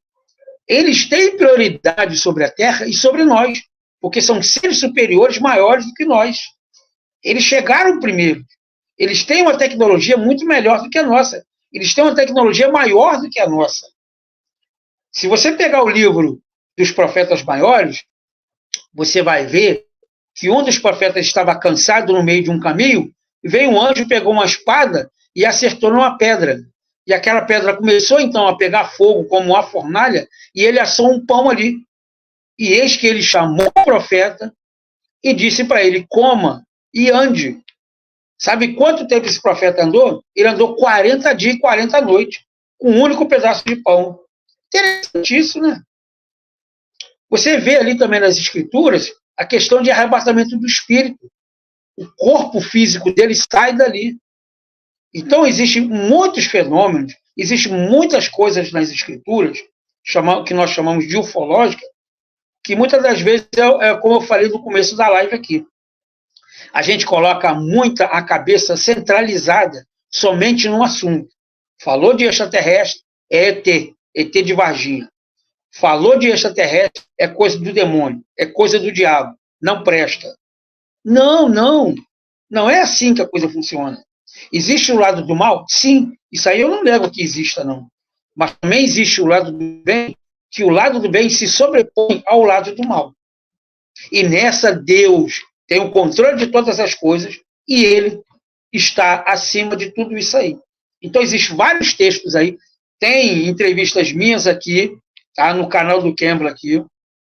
Você pode ver eu falando sobre essas naves, sobre ufologia, e dou textos ali também. Tem do pastor Eduardo Vigil também, que ele fez muitas lives aqui também. Então, você pode pegar essas lives lá e ver com mais detalhes aí, tá bom? No momento, ele me chamou para falar um pouco sobre a cultura judaica. Então, eu não separei aqui essas partes da ufologia. Eu somente dei essa parada para poder responder a sua pergunta e fiquei muito feliz de você ter feito ela, porque me demonstra que não é somente eu que sou, como é que eu vou dizer para você, que estou nesse meio, que eu tenho essa curiosidade. Então dá para perceber também que existem outros que estão abrindo os olhos agora, estão deixando a coisa acontecer e fluir naturalmente, como tem que acontecer. Entendeu? Então também espero que tenha respondido sua pergunta, e me desculpe se eu não botei muitos detalhes aí, né? Mas o Campbell, ele pode falar que tem vídeos meus aqui, e do pastor Eduardo também, que você pode aproveitar mais ainda aí, né? Perfeito. O Luciano diz assim, talvez o livro de Gênesis não seria uma metáfora? Não. Porque nós temos elementos muito, como é que eu vou dizer para você assim, muito construtivos para dizer que não é uma metáfora. O que você pode usar como metáfora será a linguagem que ele usa, tá? Por exemplo, assim, e Deus fez os céus e a terra, né? Em 6 dias Deus fez os céus e a terra, mas 6 dias, de segunda até sábado, aí domingo acabou tudo? Não. O dia que ele está falando ali não é um dia de propósito de 24 horas. Então, ali pode ser uma metáfora, entendeu? Que Deus se apresentou como Abraão, mas como é que Deus pode se apresentar para ele se Deus é espírito? Então, ali, o linguajar que ele está descrevendo, ele pode estar usando de uma metáfora, mas as narrativas são sinceras e são verdadeiras, sim. A metáfora pode ficar pelas palavras. Aí eu concordo com você. Mas a questão da historicidade, não. Ali elas são verdadeiras mesmo. Entendeu?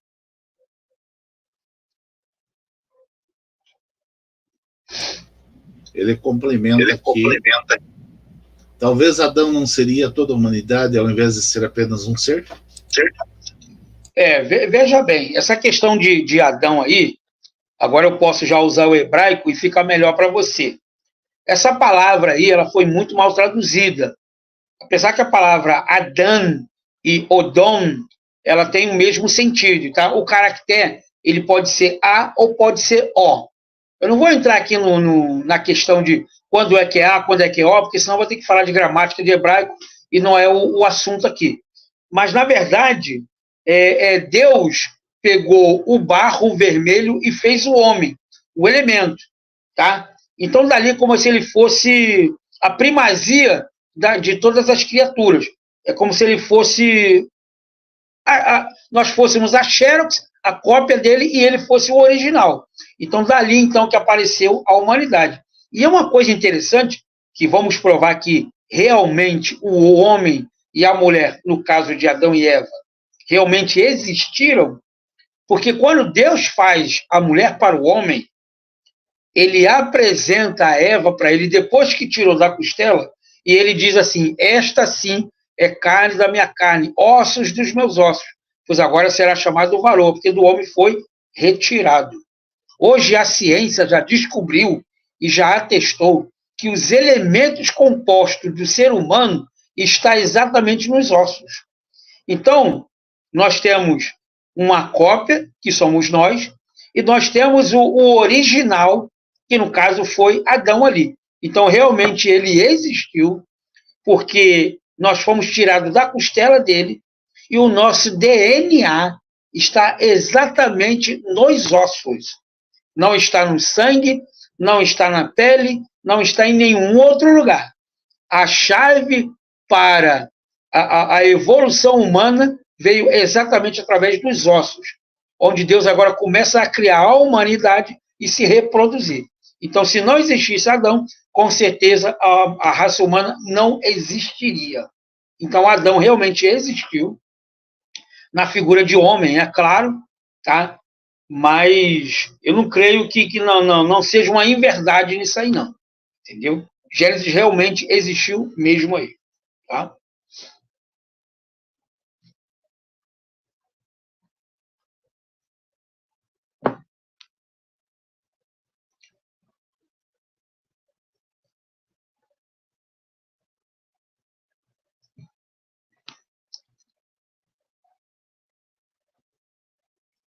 Hoje falou alguma coisa aí que eu não consegui te ouvir, não.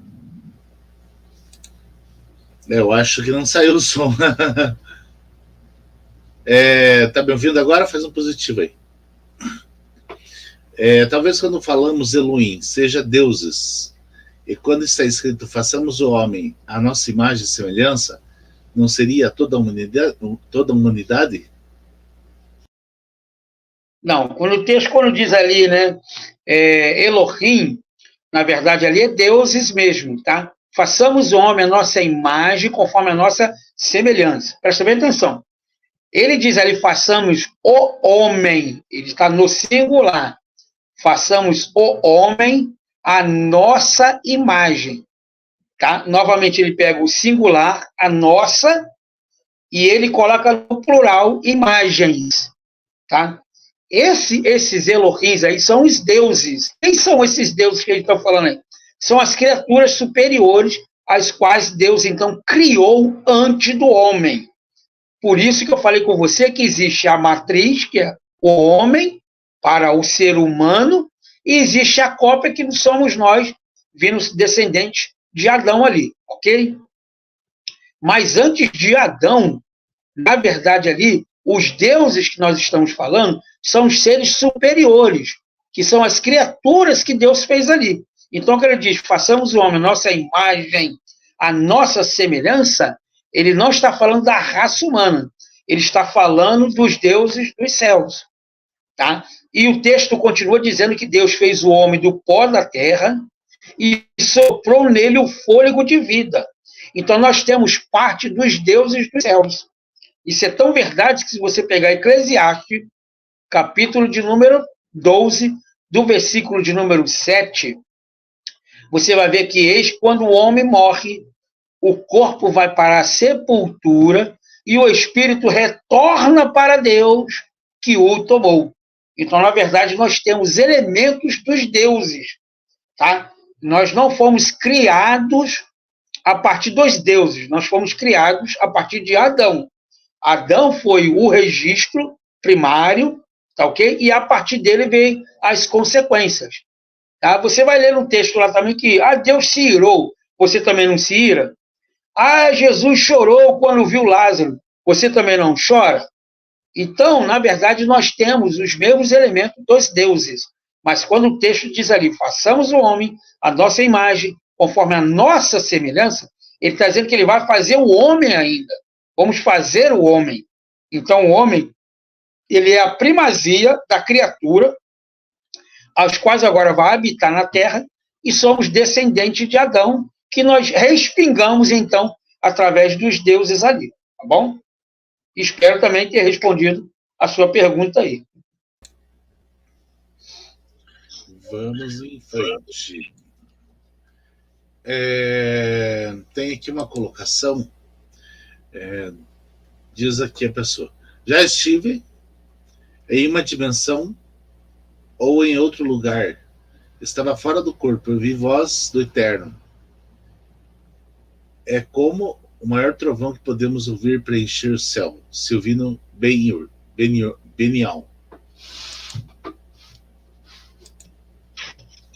Eu não consegui entender muito a pergunta dele, mas acho que vou tentar explicar. Na verdade, ele fez uma colocação aqui, né? Ele disse que já esteve em uma dimensão, em outro lugar, fora do corpo, e ouviu a voz do Eterno.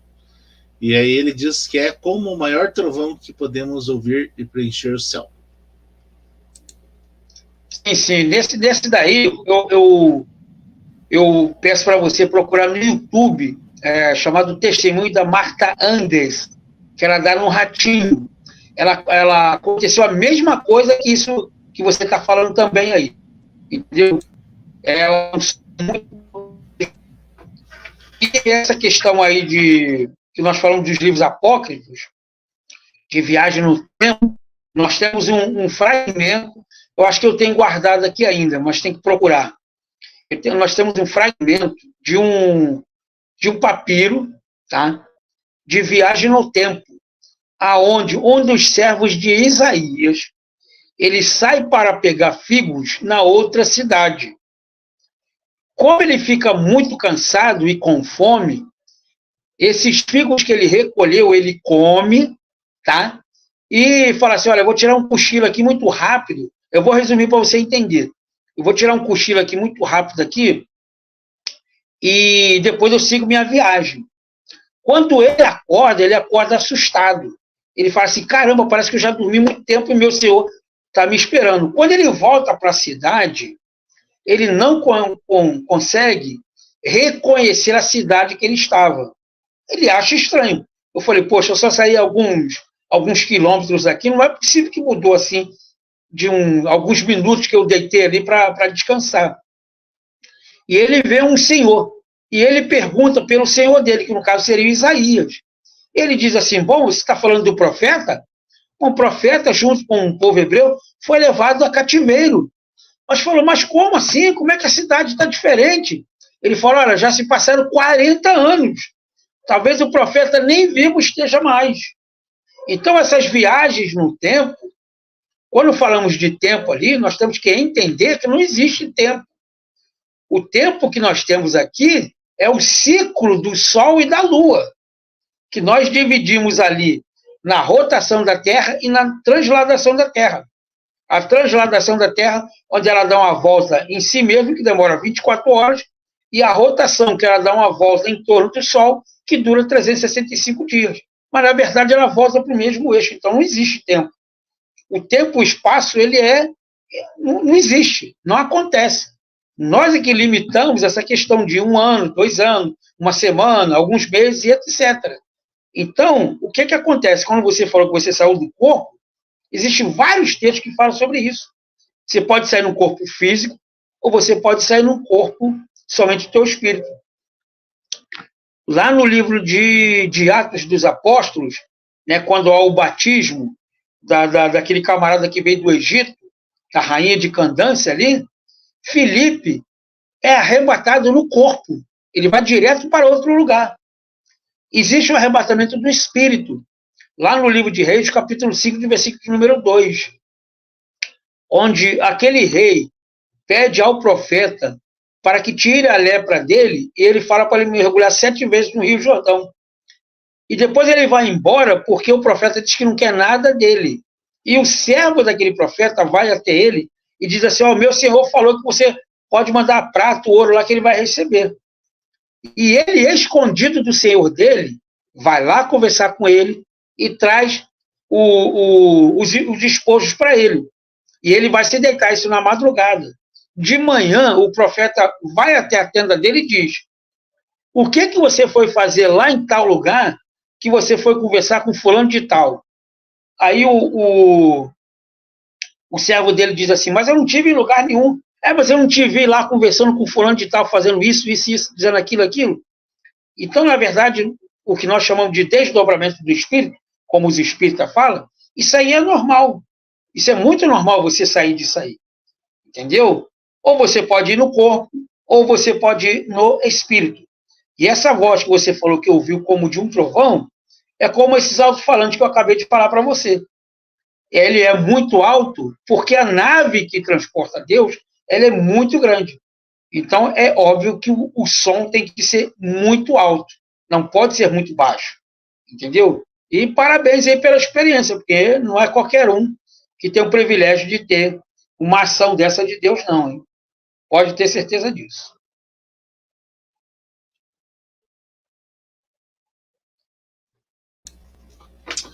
Vamos lá, mais um comentário aqui. Diversos rabinos defendem que Adão foi criado em Marte e colocado aqui, por motivos do Adamar Vermelho, para pensar. O Luciano está... Muitíssimo obrigado por esclarecer. E aqui tem mais uma colocação. A Eva da Bíblia é a Eva mitocondrial? Deixa eu ligar teu áudio. Eu não consegui entender o final. A Eva da Bíblia é? A Eva mitocondrial? Ah, sim. Uma pergunta bem interessante aí. Veja bem. Quando falamos de Eva, nós temos que pegar o texto hebraico, que na verdade não é Eva, é Havá. Havá que quer dizer a vida. E é interessante essa sua pergunta, porque Eva não foi a primeira mulher de Adão. Você sabia disso? Sim. O texto bíblico diz que quando Deus vai apresentar a mulher ao homem, antes de acontecer isso, Deus traz um profundo sono sobre o homem, tá? Retira-lhe a sua costela, costura e coloca uma carne em seu lugar. Claro, ele coloca a carne e depois costura, né? E ele vai apresentar ao homem. E o homem diz, esta sim é carne da minha carne, ossos dos meus ossos, pois ela será chamada varoa, porque do homem foi retirado. Ora, se Eva, assim como Adão, e como Deus, que tem as suas leis da natureza, tem que ser obedecido dessa forma, é interessante notar de que, quando Eva foi retirado dele, ela nasceu um bebê, como todo mundo. Teve que se esperar aquele ciclo de adulto até se apresentar ao homem. Olha que coisa interessante. Até o homem chegar e dizer assim, esta sim é carne da minha carne, ossos dos meus ossos, pois será chamado varoa, porque do homem foi retirado. Você atentou no que eu acabei de falar para você? Esta sim, agora ficou legal. Está perfeita. Isso quer dizer que existiam outras mulheres ao qual o homem rejeitou. O texto está claro que agora sim ficou legal. Essa daí ficou bacana, porque ela foi tirada de mim. E isso acontece também lá com Abraão. Quando Jesus aparece para Abraão, junto com os 2 anjos, um deles diz assim, olha, Sara vai ter um filho. E ela começa a rir. Mas, meu senhor, como é que eu posso ter filhos se eu já estou velha, né? Já não menstruo mais, né? E o meu marido já é velho. E ele diz assim, haverá uma coisa impossível para Deus? Olha o detalhe que ele coloca lá no livro de Gênesis.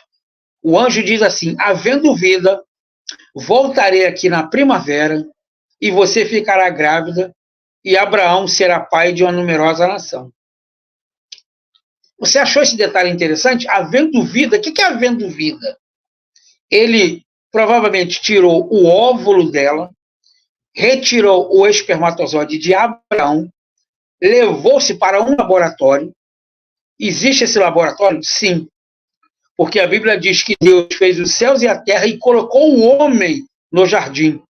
Ele fez primeiro o homem, para depois ele fazer o jardim. Mas se ele fez o homem, por que ele não colocou na terra? Porque ele tinha que fazer o jardim primeiro. Então o homem ficou reservado num lugar apropriado para quando o jardim estivesse pronto, Deus colocasse ele lá. Então, numa tecnologia muito avançada, esse anjo pegou o óvulo dela, extraiu o espermatozoide de Abraão, e implantou naquele óvulo, e havendo vida, será que dá para fazer alguma coisa aqui? Na primavera, onde se frutifica, apresentou-se então o menino a Abraão e Sara, que nós conhecemos como o Isaque, que ele que fez uma aliança com o povo hebreu, que eu contei aqui desde o começo. Se você pegar o texto bíblico lá, você não vai ver, em parte nenhuma, qualquer Bíblia, de qualquer relação, qualquer idioma, de que Abraão teve um contato sexual com Sara. Você não vai ver esse texto lá. Não vai ver, sabe por quê? Porque ele veio de um sobrenatural. Assim como Adão e Eva também. Então, na verdade, Eva não foi a primeira mulher de Adão. Coloca-se Eva porque ela é a mãe de todas as criaturas. Ela foi a principal. Então se dá um destaque ali. É como um jornalista, né? Suponhamos aqui que você faça esse teste na sua casa. Você convida 5 pessoas, manda elas esperarem lá no portão. Você pega um prato e joga ele na parede. E você chama essas 5 pessoas para entrar dentro da sua casa e mandar elas narrarem como você quebrou esse prato. Eu garanto para você que não vai existir 2 pessoas que vão falar a mesma coisa. Uma vai dizer que você estava carregando o prato na mão, escorregou e caiu. Outra vai dizer que o prato estava em cima da mesa e o gato veio correndo porque estava com medo do cachorro e jogou no chão. Todo mundo vai dar uma narrativa diferente. Então, quando nós olhamos para as escrituras, nos textos hebraicos, nós temos que analisar de que a cultura hebraica é diferente da nossa cultura. É um texto que tem milhares e milhares de anos que foi escrito. Não foi semana passada nem mês passado, como jornal atualizado. Entendeu? Então, respondendo a sua pergunta da questão da Eva, Eva não foi a primeira mulher de Adão. Houve outras. Só que essa ele chegou e diz, esta sim é carne da minha carne. Ó, agora você acertou. Essa daí ficou bacana mesmo. Tá bom? Espero também ter respondido a sua dúvida aí. Só um complemento aqui, ele diz assim, e Lilith seria uma mulher que veio antes de Eva? Sim ou não? Na verdade, isso aí eu vou responder para você a mesma pergunta que um aluno meu fez aqui. Essa palavra Lilith é uma palavra sumeriana, ela não é judaica nem aramaica. É uma palavra suméria que significa coruja da noite ou feiticeira da noite. E a coruja, na verdade, ela é da noite, ela é noturna.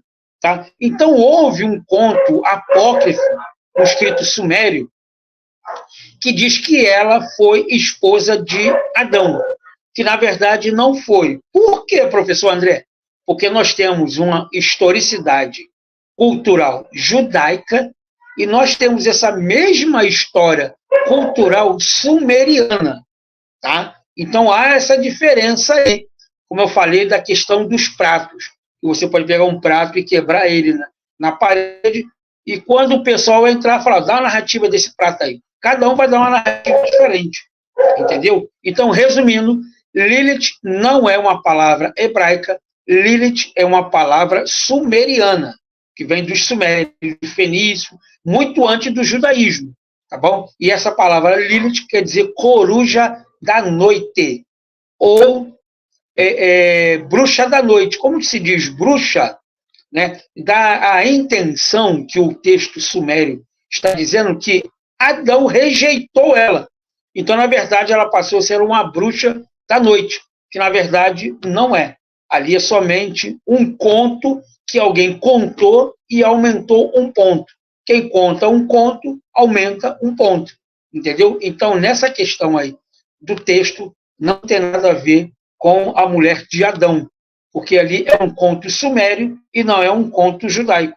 É uma cultura totalmente diferente da outra ali. Entendeu? É a mesma coisa que você pegar a epopeia de Gilgamesh e dizer que ela é mais antiga do que a Arca de Noé, do que o dilúvio. Sim, eu concordo com você em gênero, número e grau. Só que temos que entender que a epopeia de Gilgamesh também é um conto sumeriano. A questão do judaísmo, falando da questão do dilúvio, é que o judaísmo está contando de uma maneira e o povo sumeriano está contando de uma outra maneira a mesma narrativa. É a mesma coisa que você pegar ali o Hércules e o Sansão. São as mesmas pessoas. Tá? Hércules é filho de Zeus e Sansão ali é filho de Jeová, que na verdade ele foi escolhido para exterminar o povo filisteu. São dois personagens diferentes que dão numa mesma história. Então Lilith ali, ela é a coruja da noite, que é um conto sumério, apócrifo, que não tem nada a ver com o judaísmo e também, infelizmente, desculpa aí se eu estraguei a sua fantasia, não tem nada a ver com o judaísmo da figura da mulher de Adão. Bom, também espero ter respondido a sua pergunta aí. E agora, para encerrar, nós temos aqui, eu vou fazer as duas dentro de uma só. E as visões de Ezequiel também são esses tipos de seres? Acho que ele estava se referindo à passagem que estava sendo feita lá atrás ainda. E daí, para encerrar aqui a última pergunta agora, professor, quando será que esses povos vão chegar em um acordo e vão deixar essa guerra santa, sendo que é um grande erro fazer guerra em nome de Deus, custando a vida de muitos inocentes? Muito boa essa sua pergunta aí. Bom, na questão da primeira que falaram sobre Ezequiel, realmente Ezequiel descreve uma nave mesmo ali. Tá? Não é a minha área da questão da ufologia, tá? Eu entrei na ufologia da questão do hebraico e do grego ali, do aramaico, tá bom? Não sou especialista nessa área, mas eu prefiro que você procure o professor Eduardo Vigil, que ele tem vários vídeos aí na internet, inclusive no canal aqui do Pastor Kembra, aqui também você pode procurar aqui, que tem entrevista dele, que ele vai te dar mais detalhes do que esse que você está me perguntando aí, tá bom? Que não é a minha área, a ufologia, mas eu tenho certeza que você vai tirar bastante dúvida com ele aí, tá bom? Bom, na questão das guerras que nós temos aí, que foi mencionado, por que não acabam essas guerras em nome de Deus? Vamos lá. Isso é uma questão de interpretação, tá bom? Questão de interpretação e de religiosidade, ok? Então vamos pegar, então, os dois lados, o judaísmo e o palestino. Deus chega para Abraão e diz assim: sai da tua terra, da tua parentela e vai para uma terra que eu te mandarei ir. Então Deus agora promete uma terra para Abraão. Guarda na sua mente aí, Abraão. Só que Abraão não tem filhos, não tem descendente. E como eu acabei de falar agora, que ele estando velho e a esposa, então aquelas terras vai ficar para quem? Então Deus faz aquele milagre desse acontecimento que você viu aí e nasce a Isaac, ok? Então ele vai ser o herdeiro de Israel, ou seja, ele vai dar continuidade ali como os descendentes dos judeus. Muito bem. Só que antes de Isaac nascer, Deus promete a Abraão, eu queria contar primeiro de Isaac para você entender agora onde é que eu vou chegar. Antes de chegar a Isaac, Deus tinha prometido a ele Só que os anos se passaram e não aconteceu nada. E a esposa diz assim, olha, pega a minha serva e tenha filhos com ela, tá? Você vai ter, o menino vai ter o teu sangue, é o teu filho, pronto, beleza, fechou aí. Ele vai ser o herdeiro. Então ele agora nasce. Quando nasce Isaac, que realmente é o filho da promessa ali, que é o herdeiro de Israel, ao qual Deus fez a união agora, nós temos dois povos ali. Um que é o filho da promessa e um que é o filho da madrasta. Então, Deus, o seu Abraão faz o seguinte, a esposa dele começa a reclamar agora que ele está dando muita atenção para Isaac e não para Ismael, e pede que Ismael saia da casa.